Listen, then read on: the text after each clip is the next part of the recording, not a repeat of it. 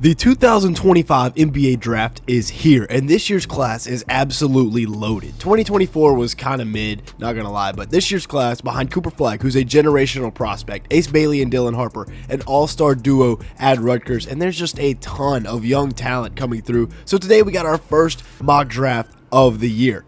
So for this mock draft, I did have Fanspo do a lottery simulation. So the Jazz get the first pick, the Raptors at number 2, and you'll kind of see as it goes on who landed where. Like I said, this draft class is absolutely stacked. The number 1 overall pick, however, should be absolutely no debate. Cooper Flagg is that guy. The Jazz also have the 19th pick from Minnesota, so this should be a big-time draft class for Danny Ainge and company. But Cooper Flagg at number 1, this is a home run for any team in the league. He can play the 3, the 4. Those are his 2 best spots. He can probably play the 1, the 2, or the 5 as well. He actually is a decent playmaker for a 6'9" wing. Defensively, he is fantastic. He leads Duke in every single major statistical category, and this is a Duke team that's probably going to win the national championship. Ridiculous stuff from Cooper Flagg. This man is, I'd say, maybe the best American prospect since LeBron, like we said. Like, look at all of these strengths right here. Ridiculous stuff from Cooper Flagg. He's going to be the number 1 overall pick, and there's not even a question in my mind. How he fits in here at Utah. Yes, they have Taylor Hendricks, who had that tough injury. Lauri Markkanen's here. Walker Kessler's here. Flip, another Blue Devil, is looking good. John Collins, who probably will get traded, but maybe they can fit him in at the 3. And, you can run an ultra big lineup with Coop and Lauri Markkanen out there with, like, Walker Kessler, and then we'll see who the point guard ends up being, either Keontae George or Zach Collier. We'll see. Moral of the story, Cooper Flagg at number 1 is an absolute home run for the Utah Jazz. Now here at 2, we have the Toronto Raptors, who get a nice little jump up here, and they're going to get lucked out here because Dylan Harper, still on the board, obviously at number 2. He's not going to be the number 1 overall pick. Now, they do have Emmanuel Quickley here, who they just signed to a massive 5-year, $132 million extension or something like that. Ridiculous money being handed out to that man. But he's now going to be the backup point guard because Dylan Harper is going to come in after averaging almost 20 a game this year at Rutgers to go with 4 assists, 4.6 rebounds, on 48% shooting from the field. The 3-ball could probably use a little bit of work, but this man is a home run pick at number 2. A pure point guard. I mean, he's going to immediately become an instant impact player for Toronto, and you're pairing up Dylan Harper with RJ Barrett, with Grady Dick. Ochai Agbaji's been really good. We'll see how Jacoby Walter progresses, but they've also got Scotty Barnes, who is fantastic, and of course Jakob Poeltl at center. This should be a really fun Raptors team to watch grow and develop. If you throw Dylan Harper in there, 6'6", 215, already an NBA body, he's going to be a stud. Now at 3, we have the Sixers luck out, and they're going to get to jump up to number 3 and pick Ace Bailey. And you add Ace Bailey to Tyrese Maxey, Paul George, and Joel Embiid, a ridiculous 1-2 punch on the wing with Paul George and Ace Bailey, but that's your 3rd and 4th options. That is going to be really fun to watch. You also have Jared McCain, this year's would have been Rookie of the Year had he not gotten hurt, and you add Ace Bailey into this, who is a 6'10" wing from Rutgers who averaged almost 18 points a night to go with 7 rebounds at 6'10", 200. He's still 19 years old, super young. He's going to be a great fit in Philadelphia if they do get to jump up and land him. I've got him at number 3 on my big board. I think everybody else in America does as well. Ace Bailey, home run pick for the Sixers at number 3. Now at number 4, we have the Spurs, who jump up, and now they get to pair Stephon Castle with VJ Edgecombe long term. VJ is going to stay in the state of Texas. They also have, of course, De'Aaron Fox and Victor Wembanyama, which is a fantastic duo. But now you can either bring Vassell off the bench or move him down to the 4. You can bring Sohan off the bench if you'd like. But you have a wing trio of Stephon Castle, VJ Edgecombe, and whoever else you want to throw in there, whether it's Devin Vassell, Jeremy Sohan, Harrison Barnes, Julian Champagnie.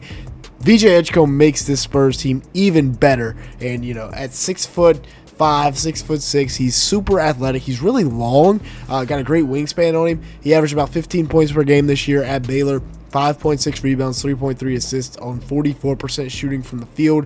I think VJ Edgecombe is a home run pick here for the Spurs, who also have the 16th overall pick in this draft. Now at 5, we have the Wizards on the clock. They once again fall back in this draft, in this lottery sim. But at 5, there's still some great players on this board, right?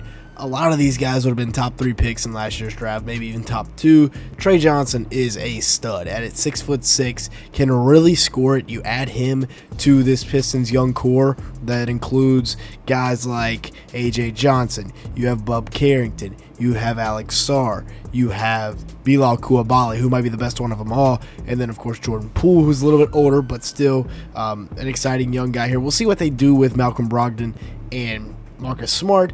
But getting Trey Johnson, who is 6'6", led the best conference in the country, the SEC, in scoring with 20 points a game, and of course has been mentioned with KD when it comes to Texas freshman records all season long. He did that on 43% shooting from the field, which isn't fantastic, but he's 6'6", 19 years old, 20 points a game.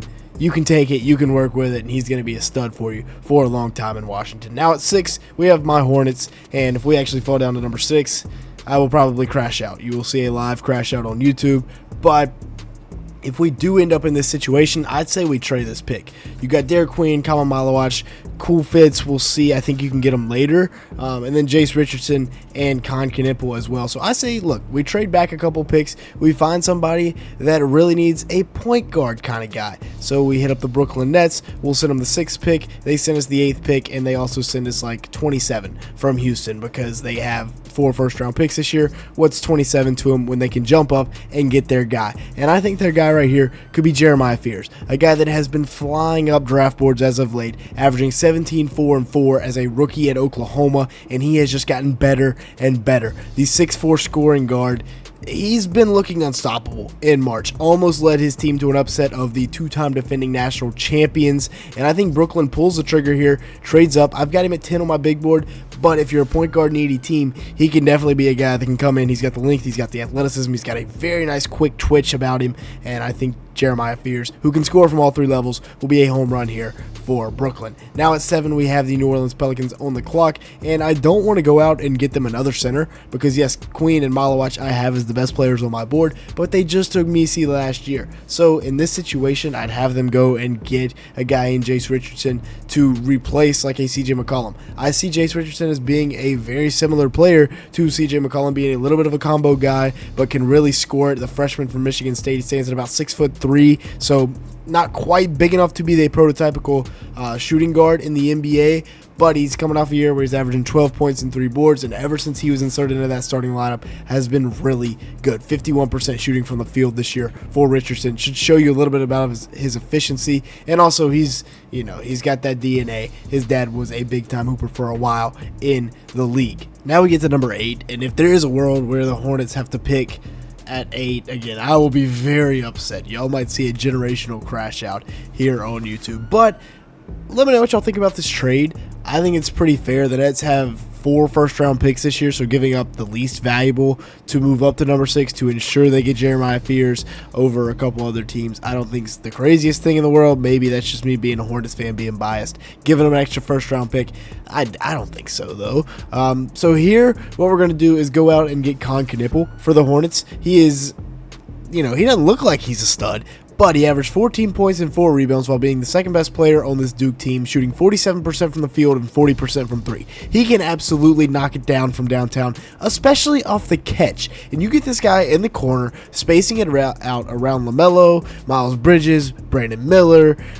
We'll see what happens with like Tajon Salon, but we do have Trey Mann, who should be coming back next year, some phantom injury. I don't know what's going on with him, but he hasn't played since like the 13th game of the year. So hopefully we get him back next year, and maybe some things can start to turn in the right direction. I like Josh Okogie a lot in Charlotte. He's been playing really good basketball, but that's besides the point. Con Knipple coming in to be, a reserve wing and a guy that can really shoot it.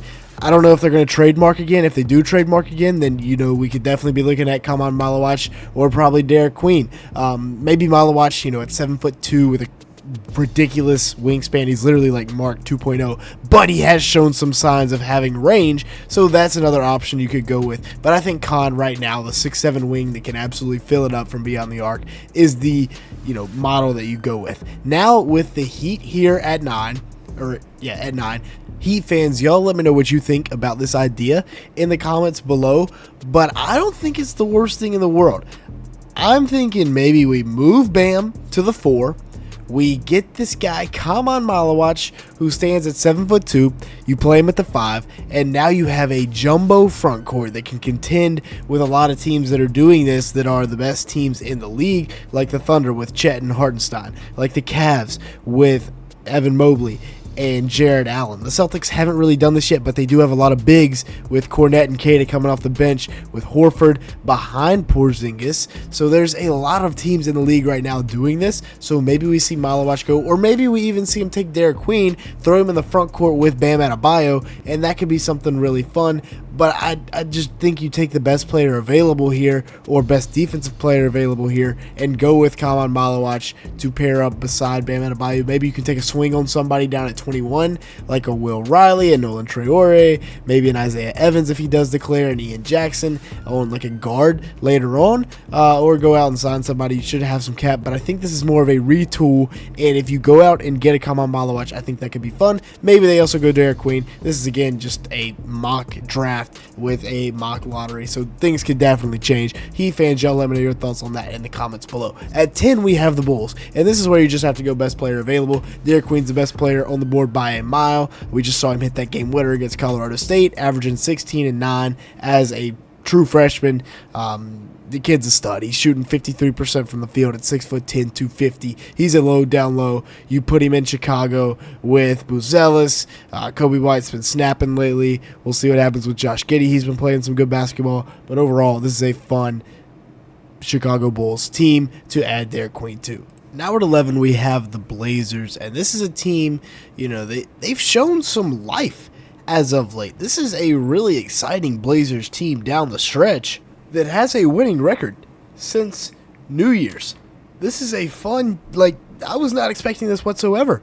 Denny Ashvita has been a stud. They've got Kling, Williams, and Ayton as a three-headed front court monster. Toumani Camara is not playing bad basketball. Jeremy Grant's on a big-time contract, but he's there as well. And then you got the guards with Scoot Henderson, with Anthony Simons, and Shaedon Sharpe. This is a really exciting team. They also have some other young guys sprinkled in as well. So this is where I think I'm going to take Rasheer Fleming. And maybe 11 is a little bit high for him, but he is a 6'9", 240-pound freak of nature that averages 15 points at 8.5 boards, shoots 53% from the field, and 40% from three on almost 5 attempts a game. That is somebody that I would absolutely sign up for if I'm the Blazers. And maybe this is somebody you don't know about. If you don't, go watch film on him right now, because he is that dude. At 6'9", 240. Yes, he's already 21.